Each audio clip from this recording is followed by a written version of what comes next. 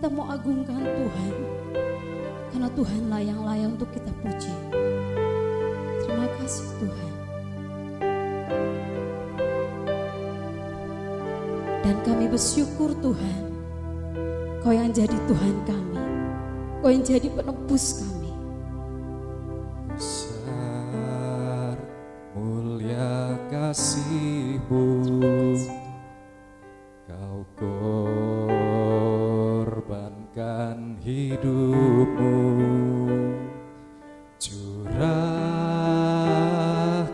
darah-Mu sebagai ganti dosaku. Kau Tuhan yang memberikan harapan. Berikan harapan dalam kesesakan. Agunglah perbuatan-Mu, Yesus Tuhan penebusku. Karena kasih-Mu yang selamatkan-Ku, menyucikan dan menebus hidupku.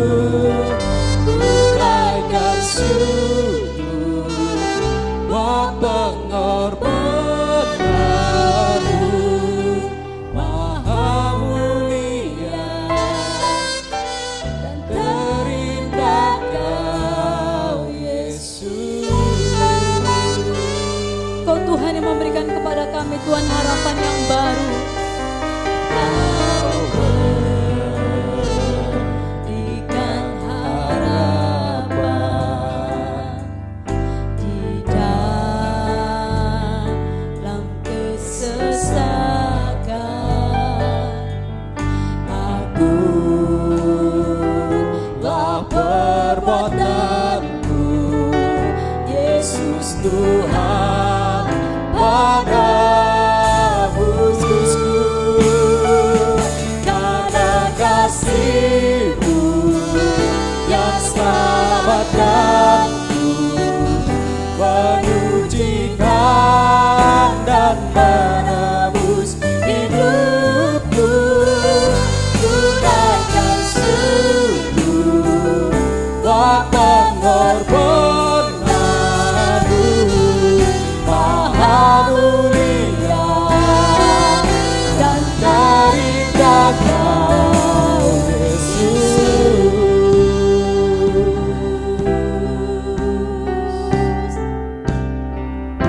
Kau Tuhan yang layak untuk kami sembah Tuhan. Kau Tuhan yang layak untuk kami puja. Karena sungguh besar kasih-Mu atas hidup kami Tuhan. Karena itu kami mau agungkan Engkau Tuhan. Terima kasih.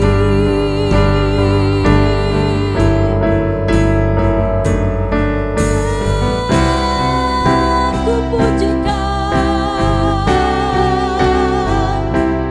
Kau yang maha mulia Tuhan. Karena kasih-Mu, karena kasih-Mu, Karena kasih-Mu yang selamatkan-Ku, menyucikan dan menebus hidupku. Ku naikkan syukur buat pengorbanan-Mu, Maha mulia. Karena kasih-Mu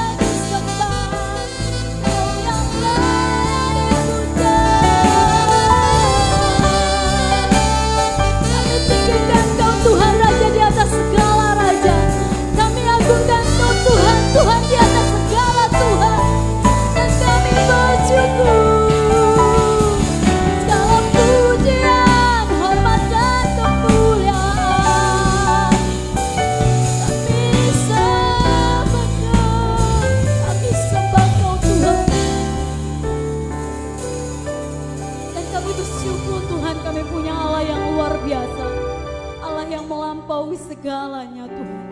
Karena itu Tuhan, kami mau sembah Engkau Tuhan. Kami mau agungkan Engkau Tuhan. Engkau ku sembah, Kau yang terindah, pulihkanku dengan darah-Mu. Engkau ku sembah, Bapa mulia, seumur hidupku. Kami mau sembah Engkau Tuhan. Ku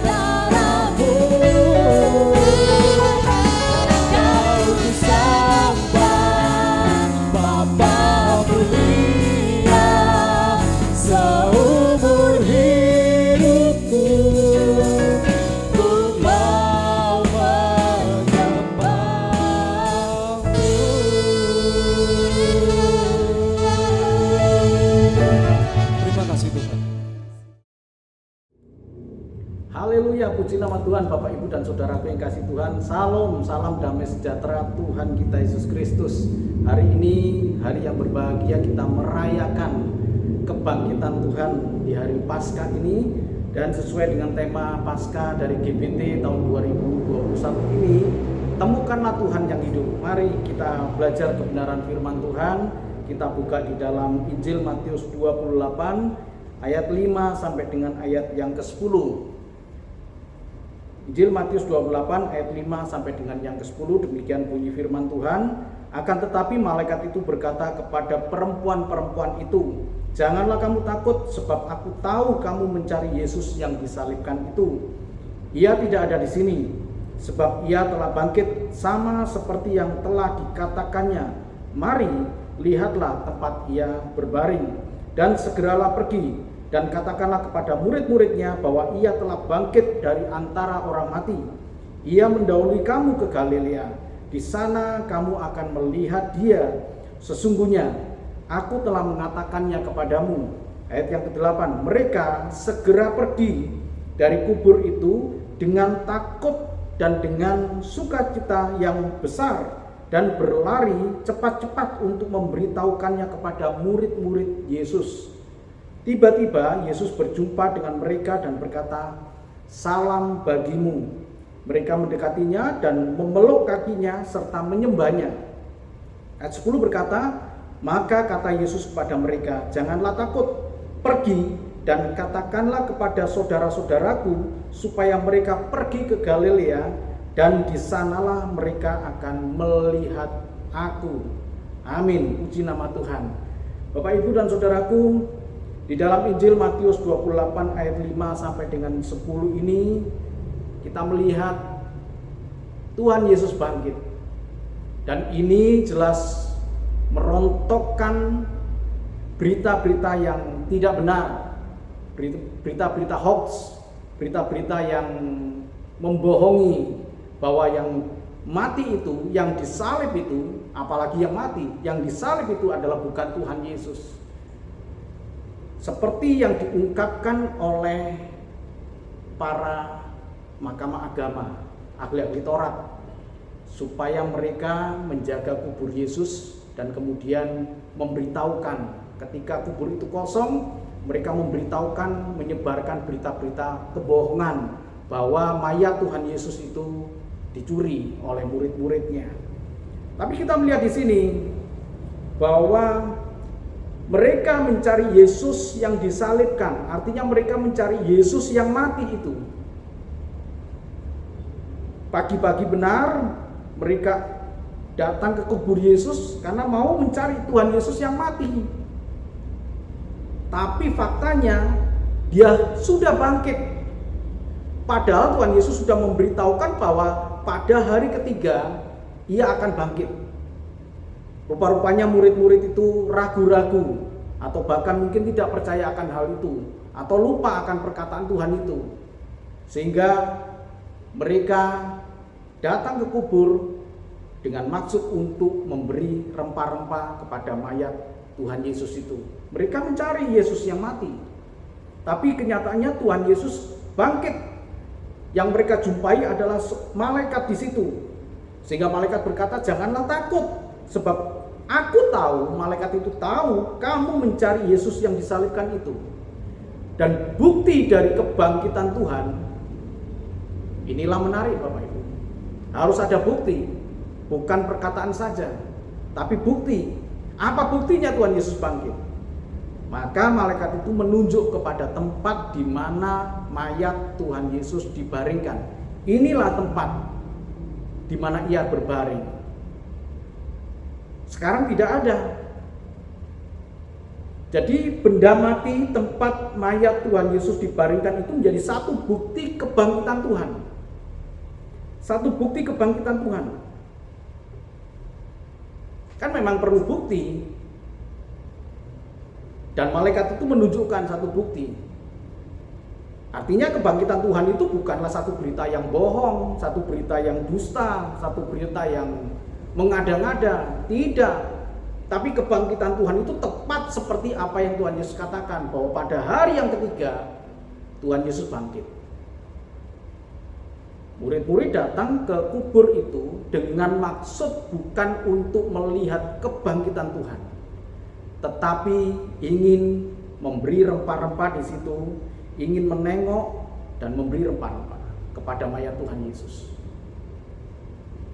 Tapi kenyataannya Tuhan Yesus sudah bangkit. Nah, Bapak Ibu dan Saudaraku, makna kebangkitan Tuhan kalau kita melihat di sini, yang pertama adalah fakta bahwa Tuhan Yesus bangkit, dan itu dibuktikan dengan satu benda mati, tempat Tuhan Yesus dibaringkan.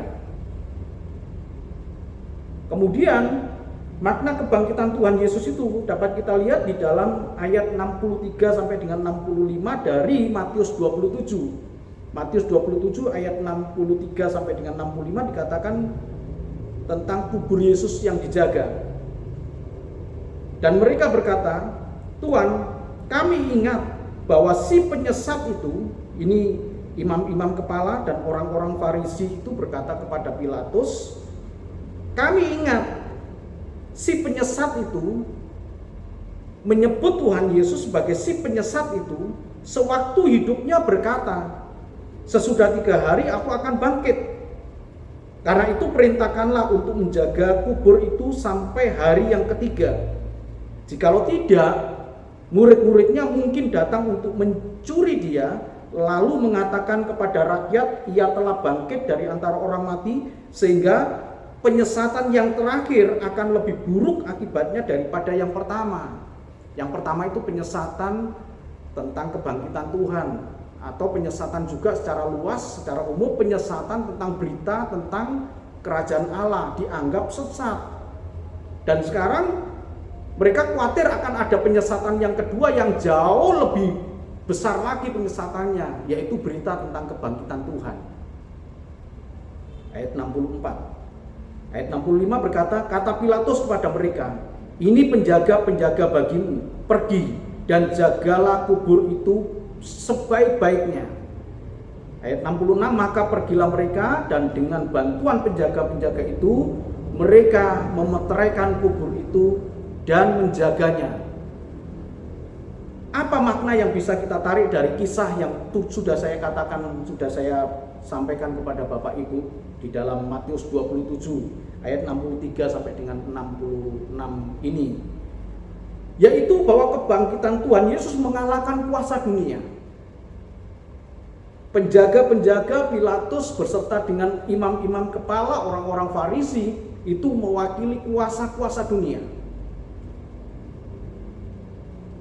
Kenyataannya kebangkitan itu tidak bisa dihalangi oleh keadaan semacam itu, dijaga oleh penjaga sekalipun dengan pesan oleh Pilatus, jaga kubur itu sebaik-baiknya. Artinya jangan sampai ada celah sedikit pun, kelalaian sedikit pun. Jaga baik-baik.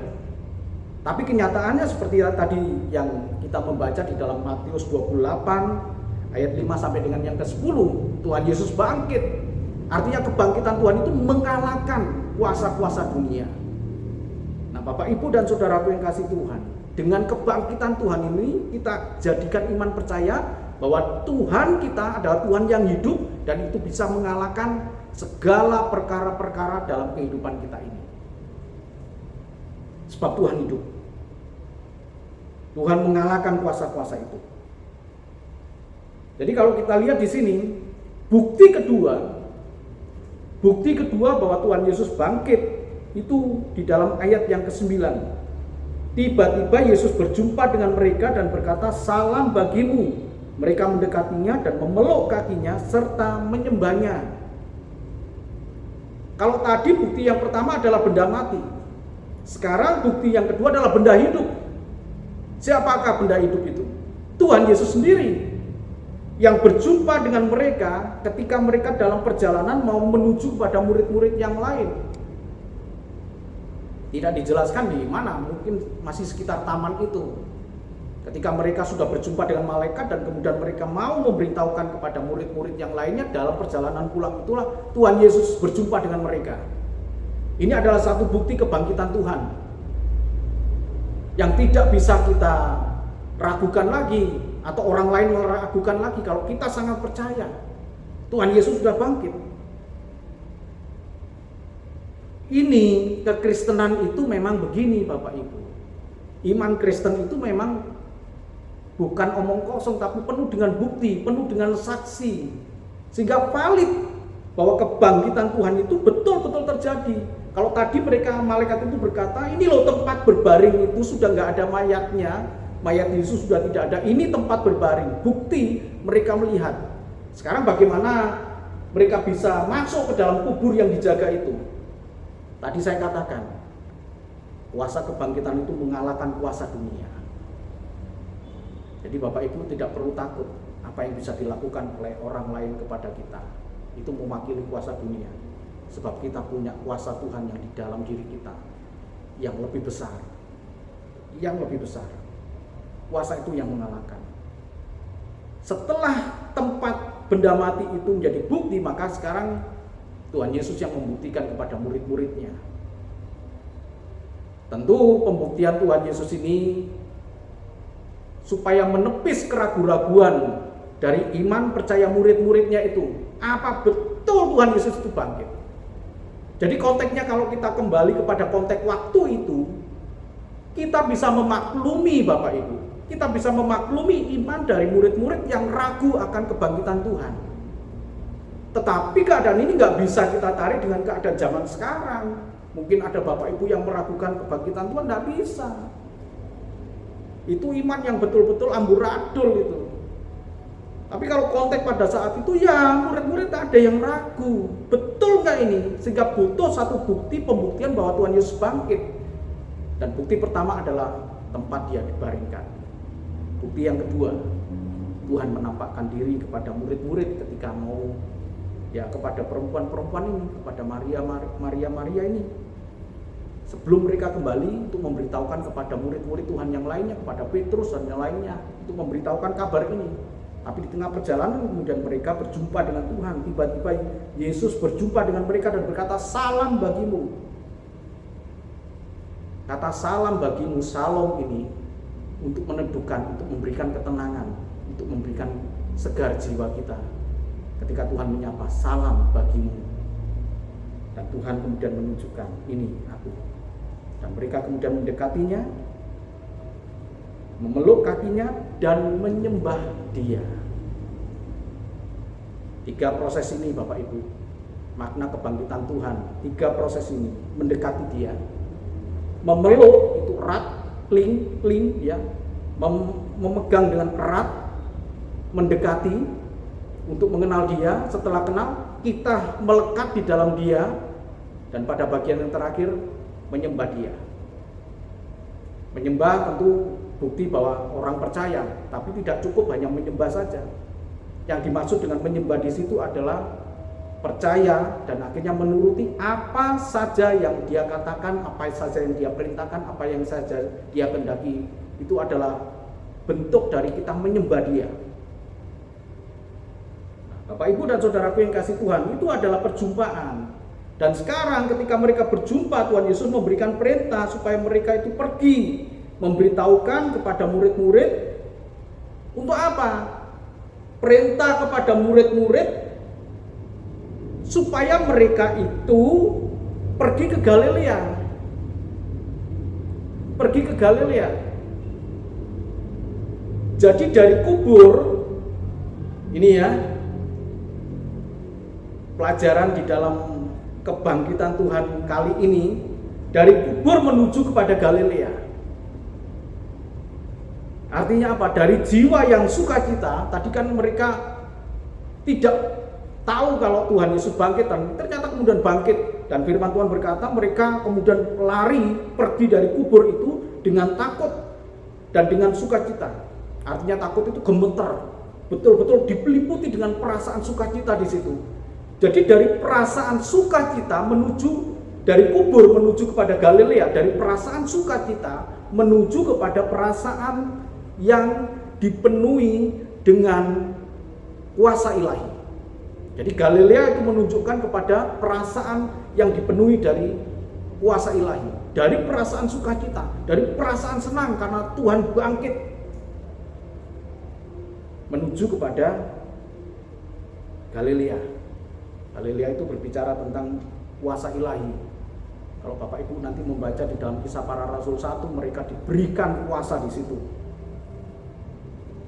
Mari coba kita lihat apa yang terjadi ketika mereka di Galilea ya, supaya kita punya pengertian yang benar makna kebangkitan Tuhan. Dalam Matius 28 ayat 17 sampai dengan ayat yang ke-20 dikatakan demikian. Ini ketika mereka di Galilea, ketemu di Galilea pada ayat yang ke-16, dan ke-11 murid itu berangkat ke Galilea, ke bukit yang telah ditunjukkan Yesus kepada mereka. Itu ayat 16. Mereka sudah ada di Galilea. Dari kubur menuju kepada Galilea. Dari kubur itu berbicara mengenai jiwa yang penuh sukacita karena Tuhan bangkit, kubur kosong, Tuhan bangkit, dia senang, dia sukacita. Tapi Tuhan perintahkan, pergi kamu ke Galilea. Ayat 17. Ketika melihat dia, mereka menyembahnya, tetapi beberapa orang ragu-ragu. Kita maklum Bapak Ibu, konteks waktu itu kita maklum, tapi tidak bisa kita maklumi untuk kita yang hidup pada saat ini. Tidak bisa kita maklumi hal itu.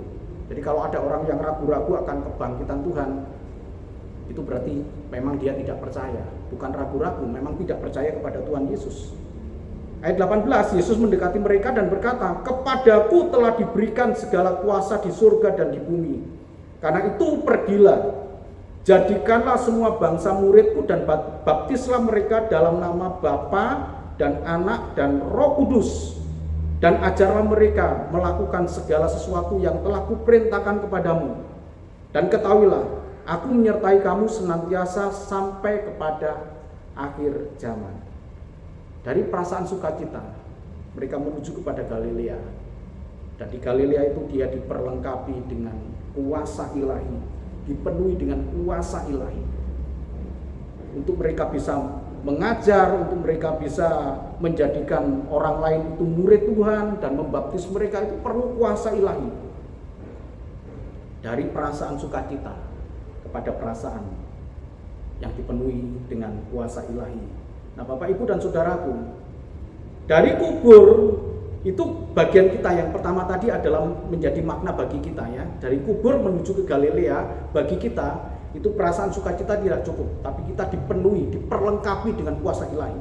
Tapi bagi Tuhan Yesus, dari kubur menuju kepada Galilea punya makna bagi Tuhan Yesus. Saya berbicara dari sisi pribadi Tuhan Yesus. Dari kubur itu berarti Yesus, Tuhan Yesus yang bangkit. Tuhan Yesus yang bangkit. Artinya pribadi yang mengosongkan keilahiannya itu berhenti di kubur itu. Kita tahu bahwa dia adalah Allah yang meletakkan, mengosongkan keilahiannya, nggak perlu dipertahankan. Keberadaan sebagai Allah itu tidak harus dipertahankan, tapi dia kosongkan menjadi sama seperti manusia. Berhenti di kubur itu. Filipi 2 ayat 6 sampai dengan yang ke-7 mengatakan demikian. Dia mengosongkan diri dalam keadaan sebagai manusia, bahkan sebagai hamba. Artinya pada keadaan yang sangat rendah. Bukan hanya manusia biasa, tapi sebagai hamba. Dia kosongkan itu. Lalu ada di Galilea. Sekarang dia ada di Galilea bertemu dengan murid-murid. Dari kubur itu yang berbicara tentang stop berhentinya keilahian, pengosongan diri itu berhenti. Kemudian kepada pribadi yang penuh dengan kuasa. Wah, ini saya salut sekali. Luar biasa sekali. Sebab dikatakan pada ayat yang ke-18, kepadaku telah diberikan segala kuasa di surga dan di bumi. Pribadi yang penuh dengan kuasa. Karena dia adalah pribadi yang penuh dengan kuasa, maka kita harus menemukan dia pribadi yang hidup. Supaya kita hidup di dalam kuasa dia. Nah, Filipi 3 ayat yang ke-10 dikatakan demikian. Kita temukan dia. Filipi 3 ayat yang ke-10.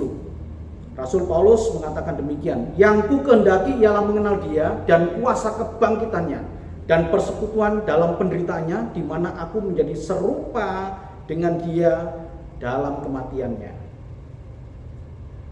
Ini temukan Tuhan Yesus itu. Lewat apa?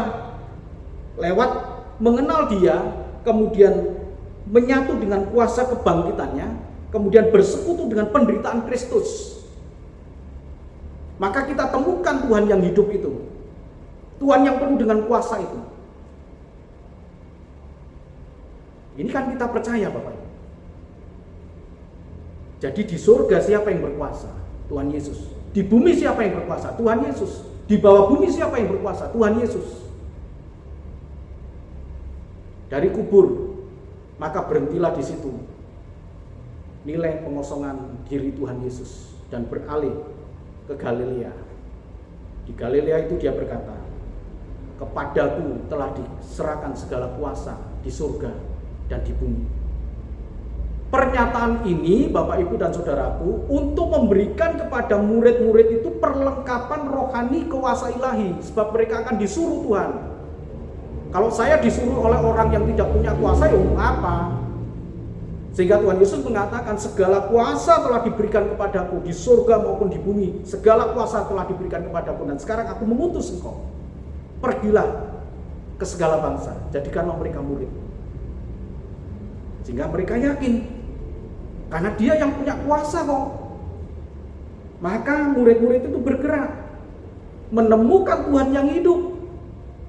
Mereka bergerak, mereka menyampaikan kabar baik, mereka mengajar sampai membaptis mereka dalam nama Bapa, Anak, dan Roh Kudus.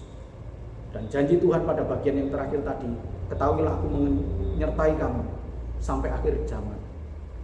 Karena dia yang berkuasa. Itulah Tuhan yang hidup. Itu Tuhan yang hidup. Nah, Bapak, Ibu, dan Saudaraku, jadi temukanlah Tuhan yang hidup. Bagaimana cara menemukan Tuhan yang hidup? Carilah perkara yang di atas, bukan yang di mana Kristus ada. Carilah perkara yang di atas, di mana Kristus ada. Kolose 3 ayat 1 sampai dengan yang keempat. Untuk menemukan dia yang hidup, pola pikir kita, Kristus ada di surga. Cari perkara di sana. Artinya hidup sekarang ini harus melangkah kepada penyatuan diri kita. Suatu hari nanti aku pun juga ada bersama-sama dengan dia. Kalau Kristus itu bangkit, maka saya pun juga bangkit. Dia bangkit bukan karena dia anak Allah, maka Tuhan otomatis kan bangkit. Tidak. Kalau Bapak Ibu baca di dalam Ibrani 5 ayat 8 sampai dengan yang ke-9, karena dia taat, maka dia dibangkitkan oleh Tuhan, oleh Allah Bapa. Roma 6 ayat 8 sampai dengan 11 juga demikian. Sama seperti Kristus bangkit, kita pun juga bangkit. Roma 6 ayat 8 sampai dengan yang ke-9. Kalau dia bangkit itu perkara yang di atas, kita coba pikirkan. Kalau dia bangkit dan sekarang dia berada di surga, duduk di sebelah kanan Allah Bapa, maka kita katakan hari ini Bapak Ibu, saya pun juga akan sampai sana. Itu yang perlu kita pikirkan. Langkah hidup kita, pola pikir hidup kita, hati kita, tindakan kita, perkataan kita, apa yang kita lihat, apa yang kita dengar adalah mengarah kepada hal yang mulia, hal yang baik, hal yang kudus, supaya kita sampai kepada Dia yang ada di surga. Pikirkanlah perkara yang di atas, bukan yang di bumi. Keterpisahan saat ini dengan Kristus, sekarang kan kita terpisah, akan tiba waktunya untuk hidup bersama dengan Kristus dalam kemuliaannya. Kita memang terpisah dengan Kristus saat ini, tapi Tuhan memberikan Roh Kudus kepada kita agar kita hidup pada saat ini dalam keterpisahan dengan Kristus ini. Kita hidup tidak seperti yatim piatu yang ditinggal, tapi Roh Kudus ada dalam hidup kita yang membimbing hidup kita sehingga kita suatu hari nanti akan berjumpa dengan Dia dalam kemuliaannya. Temukan Tuhan yang hidup. Temukan Tuhan yang hidup. Langkah hidup kita menuju pada Kristus di mana Dia ada di surga, dan kita akan berjumpa dengan Dia muka dengan muka. Satu kebahagiaan yang tidak ternilai harganya dibandingkan dengan penderitaan yang sekarang. Kemuliaan Tuhan sungguh besar. Tuhan memberkati. Amin. Mari Bapak Ibu dan Saudaraku, saya berharap Bapak Ibu mempersiapkan roti dan anggur untuk mengadakan perjamuan kudus. Jika Bapak Ibu tidak ada roti, Bapak Ibu bisa mengganti dengan yang lain, ya, dengan makanan, ya, dengan roti tawar atau roti apapun. Atau Bapak Ibu jika tidak ada anggur bisa mengganti dengan teh tawar. Yang penting kita mengarahkan hati dan mengingat korban Kristus di kayu salib. Mari kita satu di dalam doa, kita akan bersekutu dengan tubuh dan darah Tuhan. Bapa, kami bersyukur kepada Engkau Tuhan buat kebenaran firman Tuhan. Kami arahkan pikiran kami arahkan hidup kami kepada hal yang bersifat di atas di mana Engkau ada Tuhan. Kami rindu untuk berjumpa dengan Engkau Tuhan. Keterpisahan saat ini Tuhan adalah langkah hidup kami untuk mengarahkan langkah hidup kami kepada Engkau Tuhan sampai kami berjumpa dengan Engkau Tuhan. Dan Engkau memerintahkan Roh Kudus untuk menyertai kami, dan kami bersyukur kepada Engkau Tuhan sehingga kami hidup tidak sendiri tapi dalam bimbingan kuasa Roh Kudus. Terima kasih Tuhan. Sebentar kami akan makan dan minum dengan tubuh dan darah Tuhan ini. Ampunilah segala dosa kami, layakkan kami Tuhan, dan inilah kebenaran firman Tuhan, bahwa Tuhan Yesus pada malam waktu Ia diserahkan mengambil roti, dan setelah itu Ia mengucap syukur atasnya. Ia memecah-mecahkannya dan berkata, inilah tubuhku yang diserahkan bagi kamu, perbuatlah ini menjadi peringatan akan aku. Mari kita angkat roti dengan tangan kanan lebih tinggi dari kepala kita, hormat akan tubuh Tuhan. Bukankah roti yang kita pecah-pecahkan adalah persekutuan dengan tubuh Kristus? Dalam nama Tuhan Yesus kita makan tubuh Tuhan. Haleluya. Amin.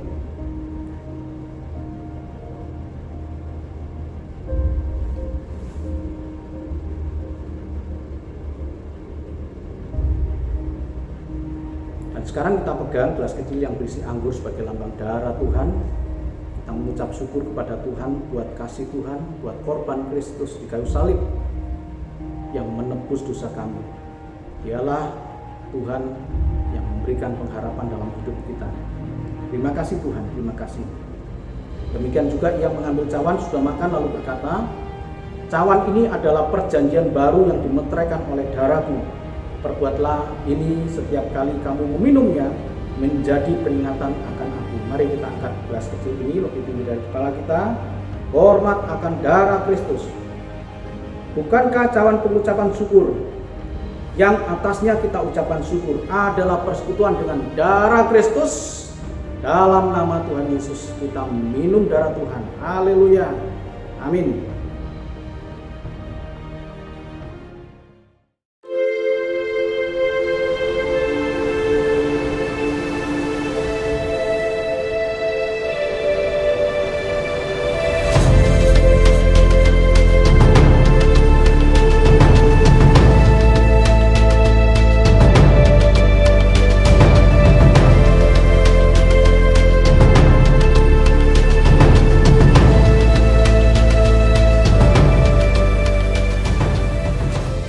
Bapak, Ibu, dan saudaraku yang kasih Tuhan, kita angkat tangan kita mengucap syukur kepada Tuhan buat hari ini.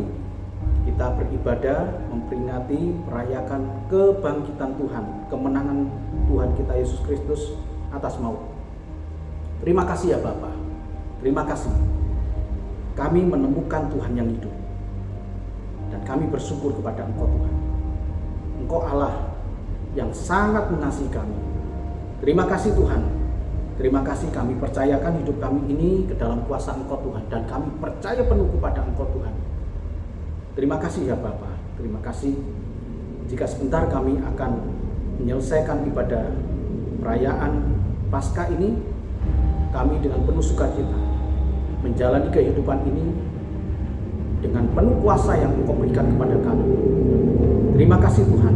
Bapak, Ibu, dan saudara yang kasih Tuhan, terimalah berkat dan anugerah dari Allah Bapa di surga, kasih dan cinta Tuhan kita Yesus Kristus, anaknya yang tunggal, dan penghiburan kekuatan dari kuasa Roh Kudus menyertai kita mulai saat ini, esok, bahkan sampai Maranatha Tuhan Yesus datang menjemput kita dan masuk dalam kemuliaan Tuhan, tinggal bersama-sama dengan Tuhan, memerintah bersama-sama dengan Tuhan dalam kemuliaannya. Terima kasih Tuhan, Engkau Allah yang hidup, dan kami telah menemukan Engkau Tuhan dan menjadikan Engkau pegangan dalam kehidupan kami ini. Terima kasih, Engkau Allah yang Maha besar, Engkau Allah yang memberkati kami, Engkau Allah yang melindungi kami, Engkau Allah yang menyinari kami dengan wajah-Mu Tuhan, dan memberikan kepada kami kasih karunia. Engkau Allah yang menghadapkan wajah-Mu kepada kami dan memberikan damai sejahtera. Terima kasih ya Bapa. Segala puji syukur hormat bagi-Mu dalam nama Tuhan Yesus. Kami sudah berdoa dan mengucap syukur. Haleluya. Amin. Tuhan memberkati.